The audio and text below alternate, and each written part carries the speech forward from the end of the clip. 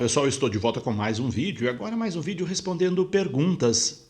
Havia tempo que eu não fazia um vídeo respondendo a perguntas que vocês deixam aí neste canal. Hoje eu reuni as últimas perguntas que vocês deixaram e esse vídeo então tem a função de respondê-las. Se você fez pergunta, permaneça no vídeo. Se você não fez e quer saber também a dúvida de outras pessoas, que pode ser também a sua dúvida, permaneça no vídeo. E antes de eu responder essas perguntas, convido a você que passa por esse canal ainda não inscreveu nele, se inscreva, venha fazer parte. Não deixe de deixar seu like, seus comentários. Vamos lá então para as dúvidas que as pessoas deixaram, que vocês deixaram aqui neste canal. A primeira dúvida é da Fabiana Veras Brito. A Fabiana pergunta: por que estão tirando as imagens de Nossa Senhora dos altares? Fabiana, onde é que você viu isso? As imagens foram tiradas do altar lá no Concílio Vaticano II, porque antigamente existiam muitas imagens na igreja e com a grande reforma do Concílio Vaticano II tirou-se muitas imagens, deixando apenas imagens do padroeiro. Mas essa história de estar tirando imagens de Nossa Senhora não procede. Pode ser que aí na sua paróquia alguém tenha tirado a imagem, mas geralmente as imagens permanecem. Não é um fato, um fenômeno que vem acontecendo de tirar as imagens de Nossa Senhora. Pelo contrário, a devoção à Nossa Senhora tem aumentado muito, as pessoas têm buscado muito recorrer à Nossa Senhora, à sua intercessão. Então não procede a ideia de que se está tirando imagens de Nossa Senhora das igrejas. A outra pergunta é da Maria Joseli Monteiro Alves. A Maria Joseli pergunta: no tempo da Páscoa, pode-se desejar Feliz Páscoa ou somente nas oitavas da Páscoa? Eu disse no vídeo anterior sobre algumas curiosidades do tempo da Páscoa, que até durante as oitavas da Páscoa, aquela semana que segue posterior à festa da Páscoa, da Vigília Pascal, pode-se desejar Feliz Páscoa. Você pode desejar Feliz Páscoa durante todo o tempo da Páscoa, não há problema algum. Só que as pessoas vão achar estranho, se já passou um mês da Páscoa, você está desejando Feliz Páscoa, soa um tanto quanto estranho, como no Natal. Depois que passa o Natal, uma semana, 15 dias, um mês, você desejar Feliz Natal. Não tem muito sentido, no sentido de que o Natal já ficou um pouco distante e no caso a Páscoa também. Mas você pode desejar Feliz Páscoa, não tem problema, durante o tempo pascal todo. Mas agora, durante a oitava da Páscoa, sim, é Páscoa mesmo, aquele momento ali da efervescência da Páscoa, e não pode se desejar Feliz Páscoa. A outra pergunta é da Guta. A Guta é de Portugal e ela pergunta o seguinte: deve-se tirar os grãos de incenso do círio? Se sim, quando? Para quem não sabe, os cravos que vão no círio pascal, aqueles 5 cravos, eles contêm dentro deles grãos de incenso. Só que não se tira o grão de incenso do círio pascal, ele permanece o tempo todo ali. Uma vez colocado os grãos de incenso, os cravos, né, ali no círio pascal, na noite da vigília pascal, ele permanece ali todo o tempo pascal e durante o ano até a outra Páscoa. Não se tira em momento nenhum os grãos de incenso do círio pascal. A outra pergunta é da Maria Nilza. A Maria Nilza pergunta o seguinte: durante a adoração do Santíssimo Sacramento, posso usar o círio pascal ou somente outras velas? É opcional, Nilza. Se você quiser utilizar o círio pascal durante a adoração do Santíssimo, não há problema nenhum. Sobretudo se for adoração ao Santíssimo no tempo da Páscoa. Se não for tempo da Páscoa, não há necessidade, e mesmo na Páscoa também não há necessidade, mas durante o tempo da Páscoa, as 7 semanas da Páscoa, havendo adoração ao Santíssimo, você pode muito bem acender o círio pascal durante a adoração. Fora do tempo pascal, você pode acender uma outra vela. Ainda sobre o círio pascal e a adoração do Santíssimo, o David Gonçalves tem uma outra pergunta. Ele diz: pode-se acender o círio pascal na adoração ao Santíssimo feita somente por leigos? Então, você pode acender o círio pascal, mesmo quando a adoração à Santíssima é feita só por leigos. Não tenha junto com você nem diáconos, nem padres, só, por exemplo, mestres ou outras pessoas que o padre autorizou a fazer a adoração, lembrando que não é qualquer pessoa que pode pegar o Santíssimo, expor e fazer adoração. Sempre que houver adoração, deve ter autorização do pároco da paróquia. Não fique aí passeando com o Santíssimo aleatoriamente. Toda adoração deve ter autorização do pároco da paróquia. E quem manuseia, manipula, toca no Santíssimo são apenas os messes, ministros extraordinários da Sagrada Comunhão Eucarística ou leigos delegados pelo padre, mas sempre com autorização dele. A outra pergunta é do Rafael Grachet, acho que é assim que pronuncia seu nome, não sei, me desculpe se pronunciei errado, Rafael. O Rafael pergunta o seguinte: quando devo utilizar a menorá nas celebrações? Quando é obrigatório? Temos que usar nas oitavas da Páscoa? Bom, Rafael, para aqueles que não sabem, a menorá é um candelabro de 7 velas, geralmente muito usado nas cerimônias judaicas. Porém, no catolicismo também nós utilizamos a menorá em algumas ocasiões com seu simbolismo, que são vários. Então, tem algumas ocasiões que são sugeridas, que se pode, que se deve usar a menorá. Ela não é obrigatória em nenhuma celebração, não existe uma celebração que é obrigada a usar a menorá.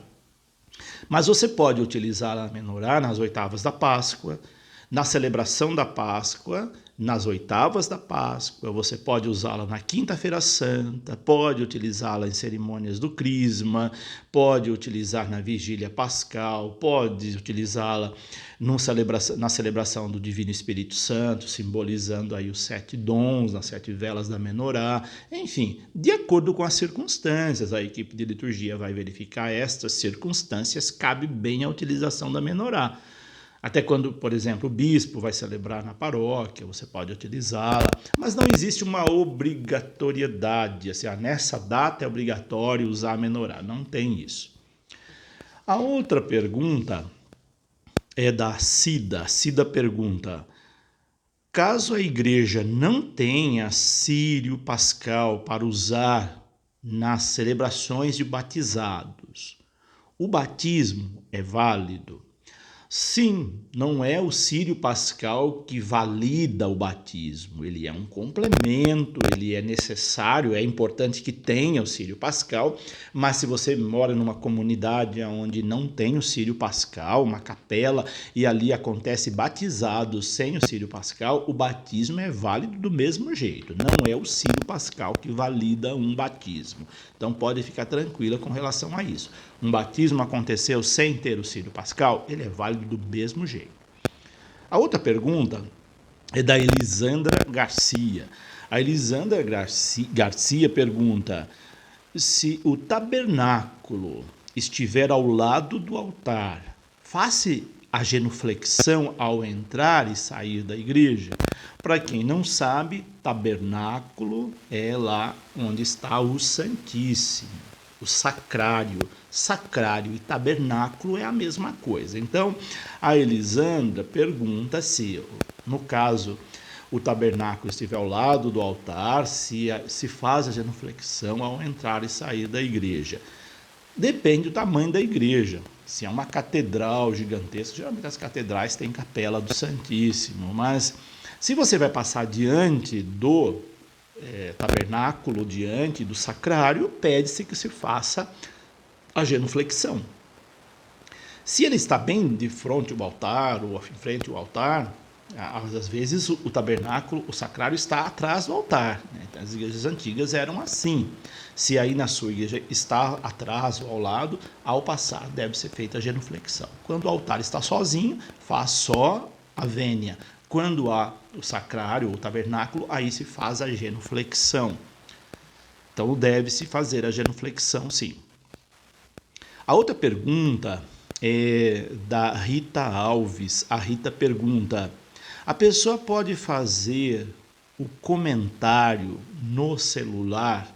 Boa pergunta, Rita, porque hoje, com o advento dos meios de comunicação, com as facilidades que os celulares nos apresentam, é comum as pessoas estarem ali com o celular na mão, fazendo o comentário da missa, fazendo uma leitura. Agora, eu digo uma coisa, Rita, não fica bem. Eu, particularmente, não existe uma orientação litúrgica que eu conheça sobre isso.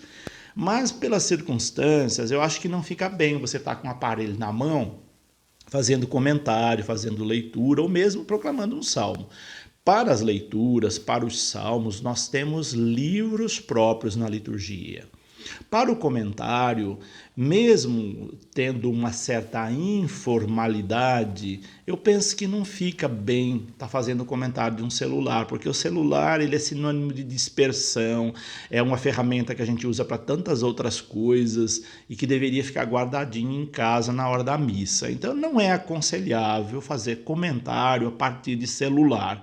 Faça, digite um texto, acho que fica melhor, tendo um texto mais digno, né, de acordo com usando a palavra correta, de acordo com o ambiente sagrado, com o espaço da celebração. Se torna mais digno você ter um material também mais digno. O celular não é para uso dentro do espaço sagrado. Eu acho que não fica bem.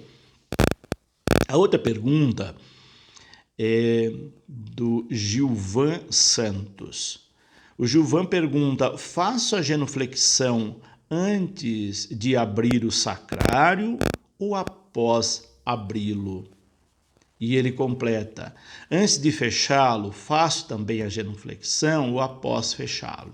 Gilvan, sempre que você chegar diante do sacrário, você deve fazer a genuflexão. Então você deve fazer a genuflexão antes de abrir o sacrário. Você vai lá buscar a Eucaristia para levar para um doente, chegou diante do sacrário, você faz a genuflexão. Se você estiver saindo com a Eucaristia, não precisa fazer a genuflexão, só vai fechar, porque a Eucaristia está na sua mão. Aquela Eucaristia que está no sacrário é a mesma que você está levando para o enfermo, que está na tua mão. Então não tem sentido você abrir o sacrário, fechar com a Eucaristia na mão e fazer genuflexão, se a Eucaristia está na sua mão. Agora, se você abriu o sacrário e fechou, mas não para pegar a Eucaristia, então ao fechar, ao sair, você deve fazer a genuflexão. Isso, por exemplo, se a pessoa está limpando o sacrário, arrumando, ornamentando, porque também não tem sentido ficar mexendo no sacrário se você não vai lá para pegar a Eucaristia para levar para o enfermo, né? Ninguém vai lá fazer self-service da Eucaristia, se comungar por conta própria e guardar. Geralmente se abre o sacrário para pegar a Eucaristia, para levar para a mesa da Eucaristia na hora da consagração, e para levar para doentes. Então, nesse caso, se é para levar lá para o altar na hora da missa, você chega diante do sacrário, faz a genuflexão, abre o sacrário, pega as âmbulas e leva, deixa o sacrário aberto, obviamente se ficou vazio, leva para o altar. Quando você voltar para guardar, aí você fecha, e aí fechou, você faz a genuflexão novamente ao se afastar. A outra pergunta é de Todinho. Será que é a Jojo Todinho? Acho que não, né? Deve ser outro Todinho, outra Todinho. Ela ou ele pergunta o seguinte: é correto a catequista dar partículas não consagradas para os catequizandos? Boa pergunta, Todinho. Olha, não é aconselhável.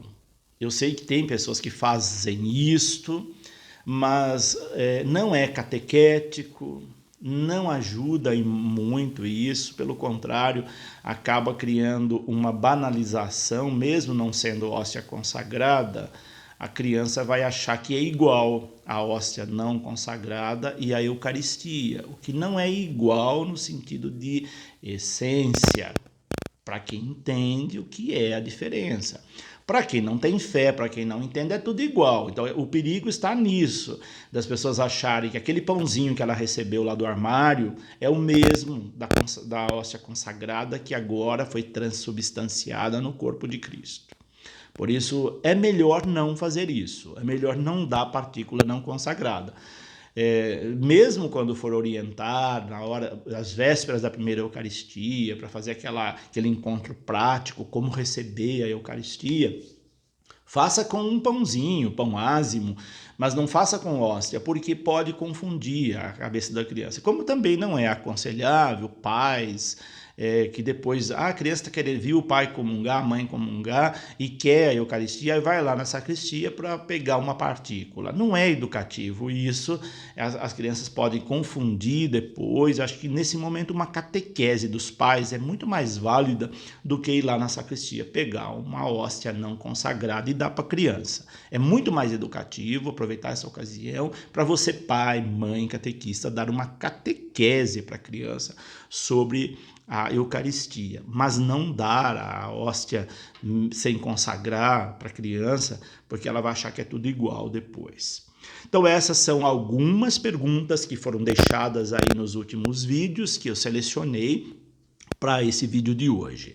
Se a sua não foi respondida, porque talvez sua pergunta exigisse uma demanda de tempo maior. Como eu disse em outros vídeos, eu costumo responder questões práticas, questões teológicas, questões discutíveis, que exigem debates. Eu procuro não responder aqui, só questões práticas. Por hoje é isso, deixo aqui meu abraço, deixa aí seu like, seus comentários. Pode deixar perguntas também, quando tiver um número significativo de perguntas, eu faço um outro vídeo respondendo perguntas.